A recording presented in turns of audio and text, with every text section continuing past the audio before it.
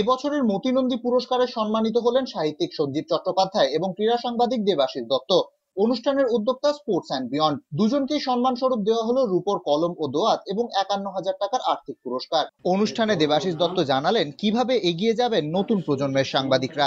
শুধু পরিশ্রম, খবরের কাগজ পড়তে হবে, বিভিন্ন চ্যানেল দেখতে হবে, বিদেশি বই পড়াশুনো করতে হবে, খেলাটাকে ভালোবাসতে হবে, আর বাড়ির কথা ভাবলে চলবে না। এটা এমন একটা পেশা, এখানে শুধুই পরিশ্রম আর ভালো লাগা, আর যে চ্যানেল বা যে সংবাদপত্রে কাজ করতে হবে তার একটা ঘরানা থাকে, সেই ঘরানাটা থেকে অনুসরণ করতে হবে।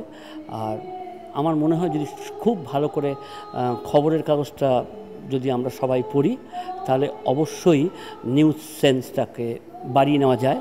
কোনটা খবর নয় এটা বুঝতে তো সময় লাগে, আর যে যত তাড়াতাড়ি বুঝতে পারবে সে তত তাড়াতাড়ি মানে কি বলবো নিজের পেশায় এগিয়ে যাওয়ার পথটা খুঁজে পাবে।